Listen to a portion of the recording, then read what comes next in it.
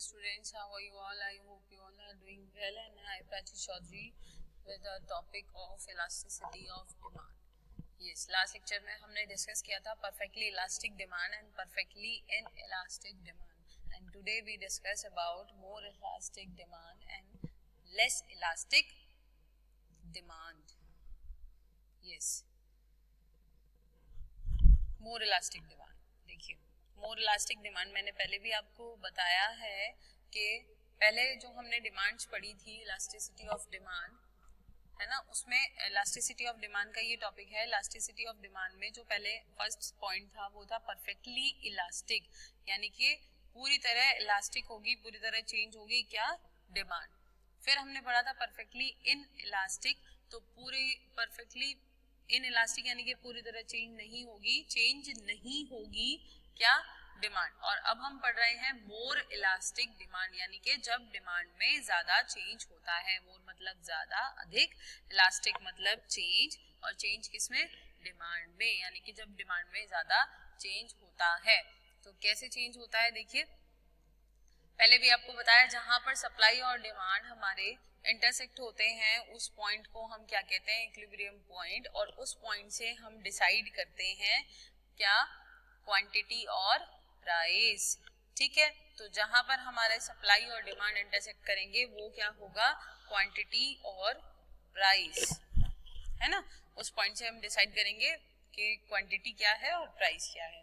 अब ये पॉइंट जो हम पढ़ रहे हैं मोर इलास्टिक डिमांड, इसमें ज्यादा चेंज किस में होगा, डिमांड में ज्यादा चेंज होगा, और कम चेंज किस में होगा, प्राइस में कम चेंज होगा. तो जहां डिमांड एंड सप्लाई इंटरसेक्ट करेंगे उस पॉइंट से हम क्या डिसाइड करेंगे, उस पॉइंट से हम इक्विलिब्रियम डिसाइड करते हैं, और इक्विलिब्रियम से जो हमारे प्राइस और क्वांटिटी होते हैं हम वो डिसाइड करते हैं. और ये मोर इलास्टिक है, तो हमने क्या किया, सप्लाई को शिफ्ट किया, है ना.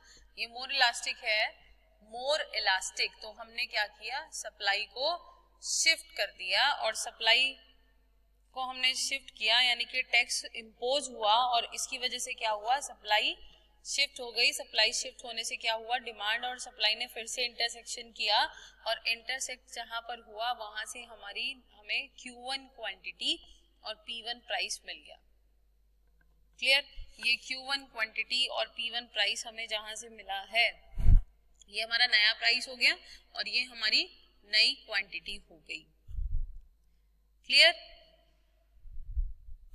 तो यहाँ पे जब प्राइस P1 एंड P1 हुआ, यानी कि जो प्राइस P से P1 हुआ, तो क्या कम चेंज क्या हुआ, प्राइस कम चेंज हुआ, और ज्यादा चेंज किस में हुआ, डिमांड में ज्यादा चेंज हुआ, है ना. डिमांड में ज्यादा चेंज हुआ, प्राइस में कम चेंज हुआ, तो ये जो टोटल टैक्स बना है ये वाला, तो ये कौन पे करेगा, ये कस्टमर पे करेगा, यानी कि इस टैक्स का बर्डन किस पर होगा, कस्टमर पर, और ये बर्डन किस पर होगा, प्रोड्यूसर पर. ठीक है, मोर इलास्टिक डिमांड है तो ज्यादा बर्डन किस पर होगा, प्रोड्यूसर पर. ठीक है, लेकिन एंटायर बर्डन नहीं होगा. एंटायर बर्डन कौन सी सिचुएशन में होगा, entire burden perfectly elastic demand में होगा, या परफेक्टली इन इलास्टिक डिमांड में होगा, जिसमें एक चीज कांस्टेंट रहेगी और एक चीज चेंज होगी. ठीक है, इसके बाद हम नेक्स्ट आते हैं लेस इलास्टिक डिमांड. अभी हमने पढ़ा मोर इलास्टिक डिमांड, और अब हम देखेंगे लेस इलास्टिक डिमांड. लेस मतलब कम, इलास्टिक मतलब चेंज, और डिमांड मतलब मांग, यानी कि कम चेंज किस में होगा, डिमांड में, तो ज्यादा चेंज किस में होगा, प्राइस में. ठीक है, तो यहाँ पे जो ये हमारी डिमांड है और सप्लाई है, जहां पॉइंट ने इंटरसेक्ट किया वो हमारा इक्विलिब्रियम पॉइंट, वहां से हमने क्वांटिटी और प्राइस डिसाइड किया. क्वांटिटी और प्राइस करने के बाद क्या हुआ, टैक्स इम्पोज हुआ. टैक्स इम्पोज की वजह से सप्लाई शिफ्ट हो गई, और सप्लाई शिफ्ट हो गए, डिमांड और सप्लाई ने कहाँ इंटरसेक्ट किया, यहाँ पर इंटरसेक्ट किया. तो यहाँ से हमने क्वांटिटी Q1 और प्राइस P1 डिसाइड किया, है ना. इस पॉइंट से तो डिसाइड करते हैं. ठीक है, ये डिसाइड किया, तो ये यहाँ पे टोटल टैक्स आया. ये टोटल टैक्स है हमारा, ये कौन पे करेगा, ये किस पे होगा, इसका बर्डन अब बायर पे होगा. और प्रोड्यूसर पे कितना बर्डन होगा, प्रोड्यूसर पे कितना बर्डन होगा, प्रोड्यूसर पे कम बर्डन होगा. है ना। मोर इलास्टिक में प्रोड्यूसर पे ज्यादा बर्डन होगा और लेस इलास्टिक में प्रोड्यूसर पर कम बर्डन होगा। ये था हमारा मोर elastic demand and less elastic demand. इसके बाद हम नेक्स्ट आते हैं, ये डिमांड की हमारा कॉन्सेप्ट पूरा हुआ, इलास्टिसिटी ऑफ डिमांड। अब हमारा नेक्स्ट आता है इसी में सेकंड पार्ट जो है इलास्टिसिटी ऑफ सप्लाई। ठीक है, इलास्टिसिटी ऑफ सप्लाई क्या है, यानी कि जो भी इलास्टिसिटी ऑफ सप्लाई, सप्लाई क्या, पूर्ति, पूर्ति यानी कि पूर्ति की लोच। ठीक है, अभी हमने डिमांड में पढ़ा कि कैसे कैसे चेंज हुआ, अब हम सप्लाई में पढ़ेंगे कैसे कैसे चेंज होता है। ठीक है, तो इसमें फर्स्ट पॉइंट आता है परफेक्टली इलास्टिक सप्लाई। देखिए वहां पे था परफेक्टली इलास्टिक डिमांड, तो डिमांड चेंज हो रही थी, क्यों, क्योंकि परफेक्टली मतलब पूरी तरह, इलास्टिक मतलब चेंज होना और सप्लाई मतलब पूर्ति, है ना, जो पूर्ति है वो चेंज होगी। ठीक है, इलास्टिक मतलब चेंज, तो सप्लाई चेंज होगी और सप्लाई अगर चेंज होगी तो कांस्टेंट क्या रहेगा, परफेक्टली इलास्टिक सप्लाई है तो सप्लाई अगर चेंज होगी तो कांस्टेंट रहेगा। कांस्टेंट क्या रहेगा, यहाँ पे कांस्टेंट अभी कुछ नहीं है, ये हमारी जो सप्लाई है ये सप्लाई है और ये डिमांड कर्व है, डिमांड लाइन हमारी जहां पर इंटरसेक्ट करती है वहां से हम प्राइस और क्वांटिटी डिसाइड करते हैं। अब यहाँ पर सप्लाई की बात हो रही है, परफेक्टली इलास्टिक सप्लाई है, तो यहाँ से क्या हुआ, यहाँ से टैक्स इम्पोज हुआ, सप्लाई को शिफ्ट किया गया, सप्लाई को यहाँ से यहाँ शिफ्ट किया गया, तो सप्लाई शिफ्ट हुई, क्यों शिफ्ट हुई, टैक्स इम्पोज की वजह से। तो अब जहां पर इंटरसेक्ट करेंगे दोनों पॉइंट्स वहां पर हम क्या, Q1 नई क्वांटिटी देख लेंगे और P1 नया प्राइस देख लेंगे। तो क्या होगा, इसमें जो ये वाला पार्ट होगा ये टैक्स का पार्ट होगा और ये बर्डन किस पर होगा, बायर पर ये बर्डन होगा, यानी कि नया प्राइस आएगा और नया प्राइस आने के बाद जो ये बर्डन पड़ेगा वो किस पर पड़ेगा, बायर पर पड़ेगा। Entire incidence of taxes on the buyer, क्यों, क्योंकि सप्लाई यहाँ से शिफ्ट हो गई है। सप्लाई शिफ्ट होने के बाद जो बर्डन आया है, सप्लाई शिफ्ट होने के बाद पहले हमने P1 और Q1 अपनी क्वांटिटी और प्राइस डिसाइड किया और ये यहाँ जो टोटल टैक्स हुआ वो कौन पे करेगा, बायर पे करेगा। नहीं, ज्यादा बर्डन किस पर हुआ, बायर पर हुआ, है ना, तो कौन पे करेगा, बायर पे करेगा।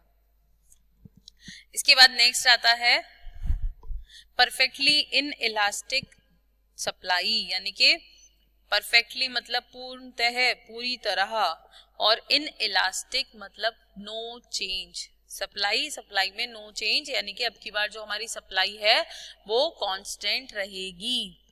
सप्लाई कांस्टेंट रहेगी तो डिमांड भी सेम रहेगी और डिमांड और सप्लाई जहां पर इंटरसेक्ट करेंगे वो इक्विलिब्रियम पॉइंट, और वहां से हम Q और P डिसाइड करते हैं, यानी कि क्वांटिटी और प्राइस। और क्वांटिटी और प्राइस, जब सप्लाई कांस्टेंट है तो डिमांड भी कांस्टेंट हो गई और डिमांड कांस्टेंट हो गई तो प्राइस और क्वांटिटी भी कांस्टेंट हो गए, यानी कि entire burden, entire incidence of tax किस पर हुआ, सेलर पर हुआ। वो चाहकर भी क्या नहीं कर सकता, जो सेलर है वो चाहकर भी क्या नहीं कर सकता, मांग कम नहीं होनी। इसमें क्या हुआ कि इसमें जो वस्तु की मांग है वो कम ना हो जाए, इसलिए जो इसका टैक्स का जो बोझ है ना, वो जो सेलर होगा वो अपने आप ही वहन कर लेगा, यानी कि वो प्राइस में टैक्स इम्पोज करके और सप्लाई इंक्रीज कर ही नहीं सकता, है ना, वो प्राइस इंक्रीज ही नहीं कर सकता। प्राइस इंक्रीज नहीं करेगा तो टैक्स उसका बर्डन उस पर ही रहेगा।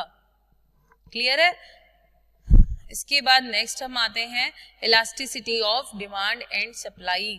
इलास्टिसिटी ऑफ डिमांड, अभी हमने पढ़ा है इलास्टिसिटी ऑफ डिमांड, उसके बाद हमने पढ़ा है इलास्टिसिटी ऑफ सप्लाई। अब यहाँ पर हमारे दोनों मेंशन है, elasticity of demand and supply. तो इसमें क्या होगा, देखिए जो ये डिमांड है ये इलास्टिक होती है, तो जो टैक्स का जो अधिकार होता है, अधिकार भार विक्रेता या उत्पादक को उठाना पड़ेगा। ठीक है, विक्रेता या उत्पादक को उठाना पड़ेगा, यानी कि इलास्टिसिटी इसमें डिमांड में और सप्लाई दोनों में चेंज की बात की है है ना। तो ऐसा होता है, ये डिमांड है हमारी, ये हमारी सप्लाई है, ठीक है। ये सप्लाई के बाद ये टैक्स इम्पोज हुआ, सप्लाई को शिफ्ट किया गया, तो डिमांड ने यहाँ से इंटरसेक्ट किया और ये M का पॉइंट दिया गया, ये P1 है, यानी कि हमारा प्राइस है ना।